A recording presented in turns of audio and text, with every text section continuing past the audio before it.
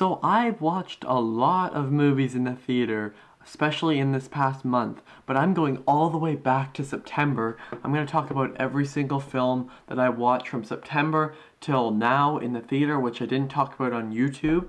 And maybe I might have talked about it on Instagram, but these are ones for YouTube. These are kind of like Chris Duckman's quick movie reviews, but I just really wanted to talk about this. These are the 8 films I saw in fall that I did not talk about on YouTube. Starting us off is a great one. This is Ad Astra. This has the best cinematography of the year and the best colors of the year. This film is gorgeous. My only problem with it is that it is a bit too slow, and there are moments where it just kind of feels like stuff is being dragged along. Brad Pitt is phenomenal as he's Brad Pitt. Tommy Lee Jones is great when he's in it, and everyone is really good. This is a great film. It's in the top probably 15 of the year for me, and I really loved it. I'm gonna give Ad Astra an A. You can't see it, but she's crawling all over me. Next up, we're going to the worst film on this entire list by a lot, and that is In the Tall Grass, the new Netflix film. This one I was very excited for because I went to the place where they filmed it about a year ago, I think. So I was kind of excited just to see what this is about because I didn't hear anything about it until the trailer.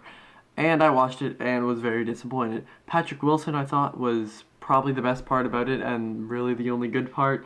I really didn't like it, and I've talked to a lot of my friends who've seen it, and the one in particular, Avery, she really didn't like it. She agrees with me that it's not a good film at all. I'd give In the Tall Grass a C-. Now we're going from the worst film to the best film on this list. This is the one I've been most excited to talk about, and that is The Lighthouse. I actually have the ticket.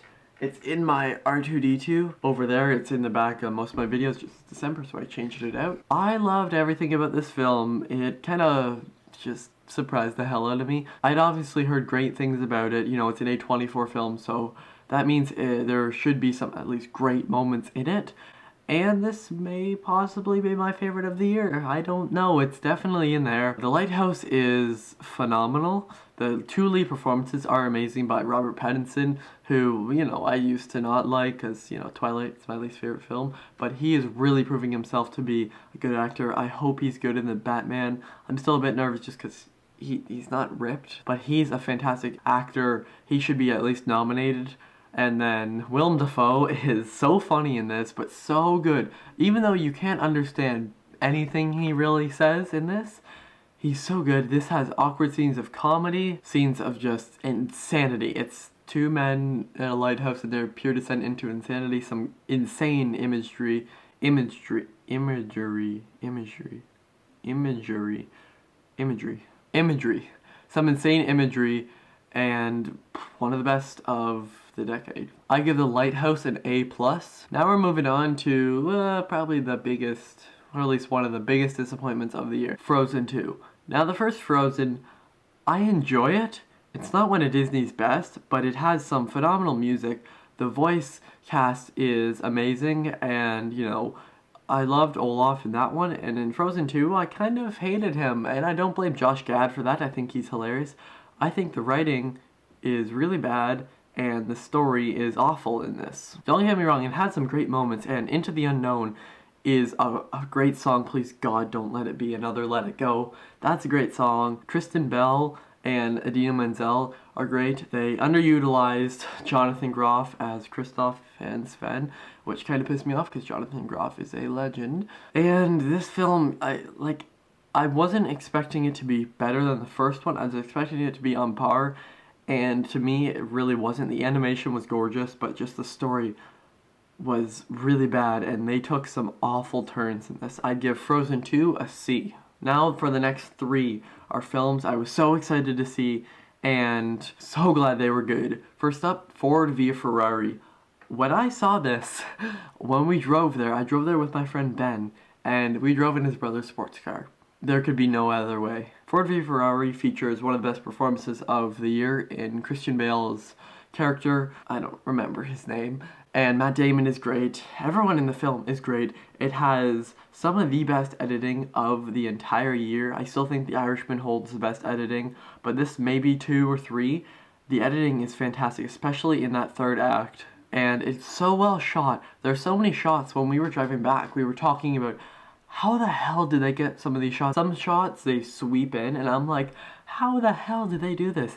It is a fantastic movie. It's one of the best theater experiences of the year. I'm gonna give Ford v Ferrari an A. Next up was a film I didn't know when I was gonna see, and it came out in my theater last Friday. So not this Friday, like that was technically yesterday on the day of shooting this. Jojo Rabbit was the funniest film I've seen all year.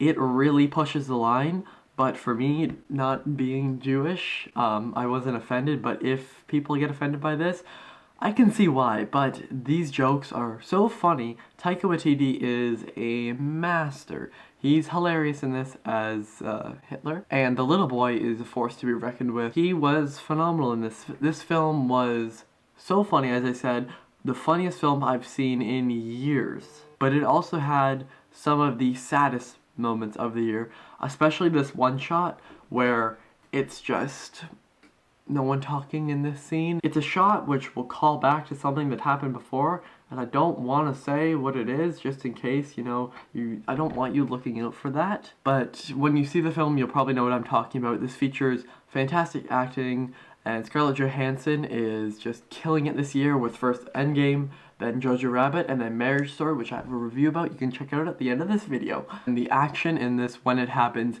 is shot so well. The slow-mos are phenomenal.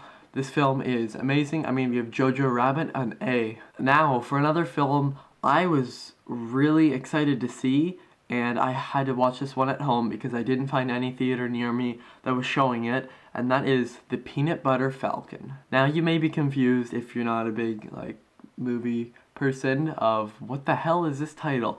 Well, The Peanut Butter Falcon is one of the sweetest films I saw all year. It is heartwarming, but it is also very sad. There are scenes, one in particular that happens on a boat when, let's just say someone's like practicing and their head's underwater and then two people are talking. That scene kinda, I don't know, it hit me. And there's another scene earlier where he's like, jump, jump, you won't, you, a certain word. And it was just very powerful. Shia LaBeouf was amazing. And Zach, whatever his name is, I know he played Zach in the film and his real name is also Zach. That guy, oh my god, is he good. And Dakota Johnson was also very good in this. She wasn't up to par of the other two just because she wasn't in it as much, but she was very good in this. And I loved basically everything about this film. It is highly suggested, and just watch it. Just do it! I'm gonna give The Peanut Butter Falcon an A. Finally, we're coming to our last film. I watched this one last night in the theater. Yeah, it took this long. That was the first night, was technically last Friday, but the Friday, which was yesterday, and I'm filming this on Saturday. I know my hair's a mess in the video. I don't care. And that is A Beautiful Day in the Neighborhood, which features one of the best supporting performances of the year in Tom Hanks's Mr. Rogers, and I never grew up watching Mr. Rogers just because I was too young, I guess. He was fantastic in this. I have not seen Won't You Be My Neighbor, but this film really makes me want to see it just because of how damn good Tom Hanks is. And the lead guy, he's good, but I really didn't care for his character. His character was a really big asshole throughout the entire film. He did so many things that pissed me off while watching this. But the acting was very good in this, especially Tom Hanks. It had some really touching scenes, especially in the third act, but a lot of scenes that to me, there was one in particular where a character becomes small in, let's call it a figure with other puppets. I could give hints if you know the show, but that was like, I was like, what is the point of this? It was a good film. I suggest it. I just don't think you need to run up to the theater to watch it unless you're like a huge Mr. Rogers fan. And I love Tom Hanks. He's one of my favorite actors. He was easily the best part about this film. And I liked it. It was a good film. I'm going to give A Beautiful Day in the Neighborhood a B. So that's all the films I watched this fall season that I did not talk about on my channel. Maybe I talked about them on Instagram. And these are just the new releases every single month. I post on Instagram all the first time watches that I watched in a month, and I'm gonna start, I think, doing that on YouTube because I really do like making that list and I want to talk more in depth about them, like this video. And if you like videos like this where I talk about a bunch of films in one, tell me down below. If you've seen any of these films, tell me what you think of them down below, and I will see you guys next time. Over and out.